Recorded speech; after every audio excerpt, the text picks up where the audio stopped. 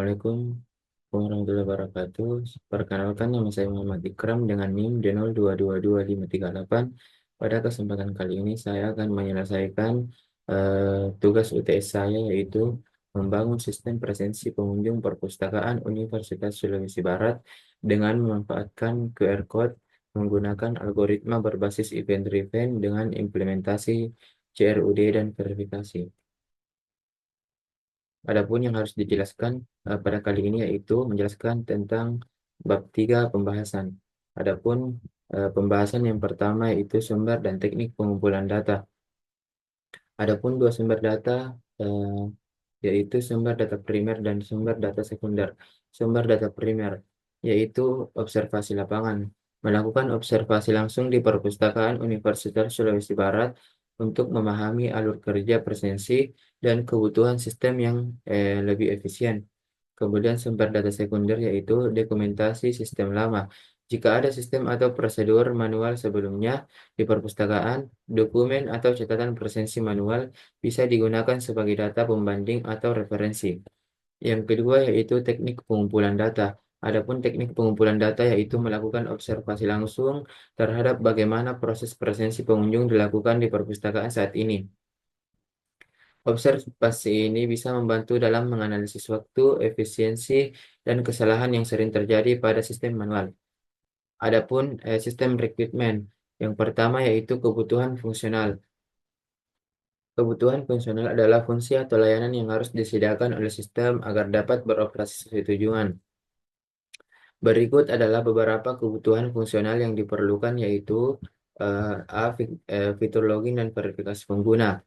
Sistem harus memiliki fitur login yang mengharuskan pengguna, yaitu mahasiswa, dosen, staf, untuk memasukkan email dan password. Adapun sistem akan memverifikasi data login dengan database pengguna yang sudah terdaftar. Jika login berhasil, sistem mengarahkan pengguna ke halaman utama presensi. Dan jika login gagal, pengguna akan diminta untuk memasukkan data dan login ulang. Adapun pembuatan dan pengelolaan akun atau CRUD. Yang pertama yaitu sistem harus memungkinkan pengguna baru untuk mendaftarkan akun dengan memasukkan biodata lengkap seperti nama, NIM, jurusan, semester, dan lain sebagainya. Adapun sistem harus memungkinkan pengguna untuk memperbarui atau update biodata jika terjadi perubahan. Yang ketiga, sistem harus memungkinkan pengguna untuk menghapus akun jika tidak diperlukan lagi untuk admin. Yang keempat, admin dapat mengelola data akun pengguna termasuk membuat, memperbarui, dan menghapus jika akun tidak. Adapun fitur presensi dengan QR Code yaitu sistem harus memungkinkan pengguna untuk melakukan presensi dengan cara mengkodekan kode QR yang ditempel di perpustakaan. Yang kedua yaitu setelah memindai kode QR, sistem akan mengirimkan data presensi pengguna ke database dan mencatat waktu kedatangan. Adapun verifikasi lokasi menggunakan GPS, sistem harus memverifikasi lokasi pengguna saat melakukan presensi menggunakan GPS. Hanya pengguna yang berada dalam radius tertentu dari perpustakaan yang dapat melakukan presensi. Jika pengguna tidak berada di lokasi sesuai, sistem akan menolak presensi dan menampilkan pesan error. Adapun catatan kehadiran pengunjung, yaitu sistem harus mencatat data keberadaan pengguna, termasuk tanggal, waktu, presensi, dan lokasi. Yang kedua yaitu data presensi akan tersimpan di database dan dapat diakses oleh admin untuk menghasilkan laporan. Eh, yang terakhir yaitu laporan dan pengelolaan data oleh admin. Admin harus mendapatkan akses laporan presensi secara berkala, harian, mingguan, dan bulanan. Admin dapat mengelola data presensi dan melakukan pencarian berdasarkan nama pengguna, NIM, tanggal, dan parameter lainnya. Sistem harus dapat menampilkan statistik pengunjung dan laporan dalam bentuk grafik atau tabel. Adapun kebutuhan non-requirement yaitu keamanan. Sistem harus menyediakan autentikasi atau inskripsi untuk melindungi data pengguna, khususnya data login dan biodata pengguna. Yang kedua, sistem harus memanfaatkan protokol keamanan yang menyimpan data dari akses yang tidak sah. Adapun kinerja, sistem harus memproses permintaan login scan QR code, dan identifikasi GPS dengan cepat sehingga pengguna tetap nyaman. Sistem harus dalam keadaan dapat digunakan oleh beberapa pengguna sekaligus tanpa menambah waktu. Waktu yang diperlukan untuk presensi setelah scan QR code ialah kurang dari besar 3 detik.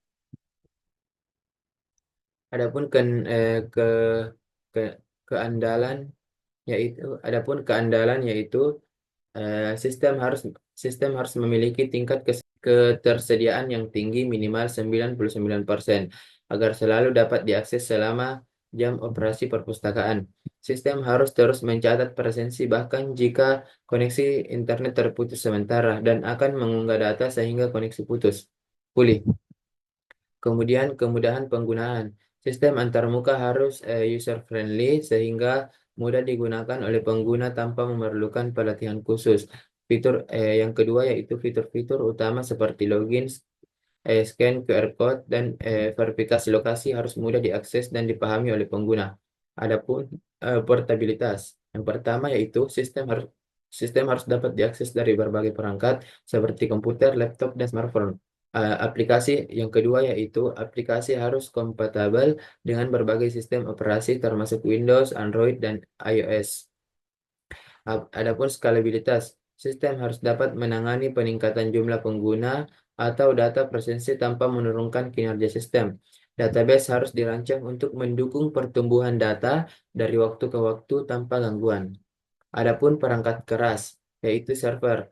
Eh, Adapun perangkat keras yaitu server. Sistem harus dihosting pada server yang memiliki spesifikasi memadai untuk menangani database dan proses presensi secara real time.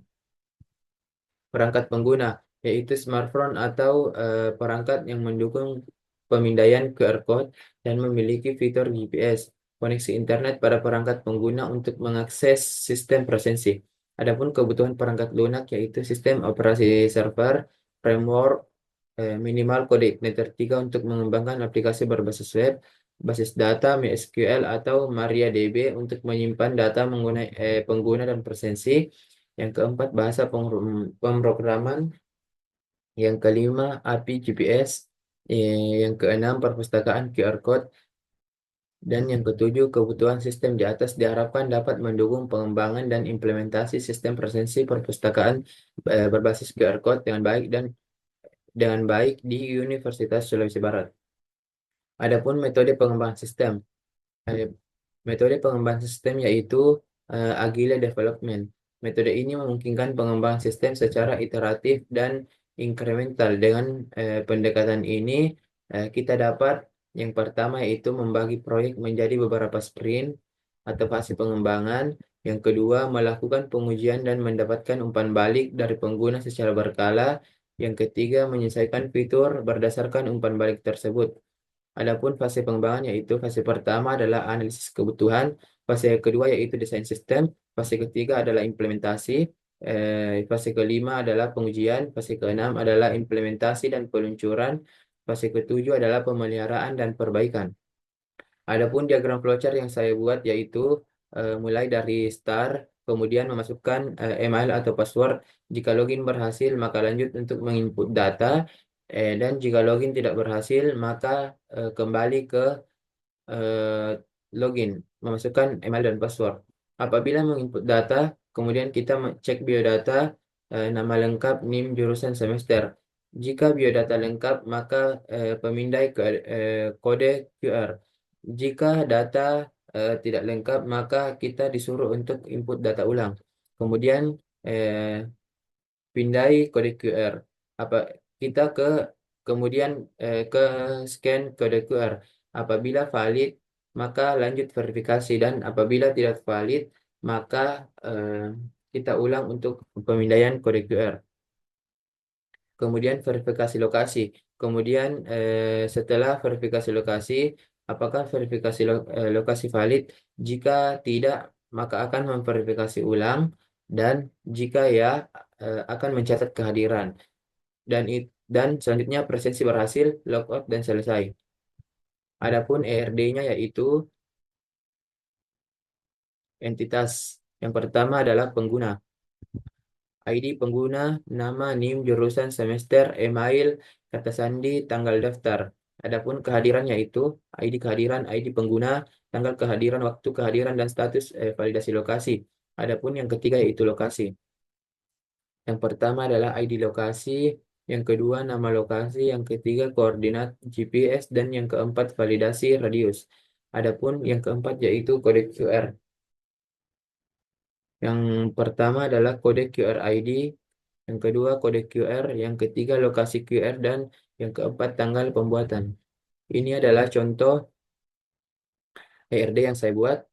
Yang pertama adalah pengguna ID, nama, NIM, jurusan, semester, email, dan password. Kemudian melakukan presensi dan memasukkan tanggal waktu validasi dan ID pengguna. Kemudian memvalidasi lokasi. Di lokasi kita memasukkan ID lokasi, nama lokasi, dan koordinasi GPS. Kemudian ditempelkan pada QR code yang isinya ID QR kode dan ID lokasi. Adapun tabel pengguna yaitu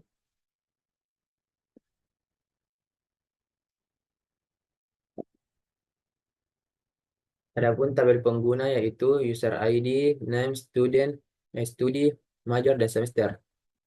Parcher, email, password, dan registrasi. Administrasi tabel yaitu yang pertama kolom administrasi, integer, auto increment atau primary key. Yang pertama yaitu tabel pengguna, kolom, tipe data, dan deskripsi. Ada user ID, integer, primary key, name, kolom name, varchar 100, null, bin, student, study, ID yaitu varchar 20, major varchar 100, dan semester tipe data integer. Kemudian email tipe data varchar, password tipe data varchar 2, dan registration. Yang kedua yaitu administrasi tabel, kolom administrasi dan tipe data integer. Admin name tipe data varchar, admin email tipe data varchar, admin password tipe data varchar. Adapun kehadiran yaitu eh, attendance ID integer, user ID integer, attendance date, attend attendance time, location boolean.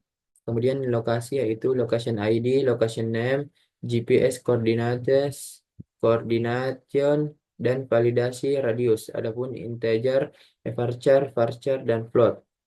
Adapun tabel kode QR yaitu kolom QR ID integer, QR code, varchar, lokasi ID integer, dan create date adalah date. Adapun di FD yang saya buat di FD level 0 yaitu pengguna menginput data ke sistem, kemudian sistem mendapat konfirmasi, kemudian admin menerima data dari sistem, dan sistem mengkonfirmasi data oleh admin. Adapun DFD level 1 yang saya buat yaitu admin terus ke data mahasiswa, input data mahasiswa dan mahasiswa database. Kemudian data mahasiswa yaitu diproses, dan admin data presensi ke proses, operator data presensi diproses, dan mahasiswa data presensi diproses. Kemudian data presensi ke presensi database. Kemudian data tersebut di output, dan laporan data presensi dan juga laporan data mahasiswa ke kepala perpustakaan. Dan adapun mockup yang saya buat yaitu pertama login, masukkan email dan kata sandi, kemudian login, kemudian eh, diarahkan ke halaman selanjutnya yaitu lengkapi biodata, ada nama, NIM, jurusan, dan semester. Kemudian kirimkan biodata dan melakukan kode QR yang ada di perpustakaan untuk mencatat kehadiran Anda. Lokasi akan diverifikasi melalui GPS untuk memastikan Anda berada dalam lokasi. Kemudian pindai kode QR. Sekian, mungkin itu dari saya. Sekian dari saya. Assalamualaikum warahmatullahi wabarakatuh.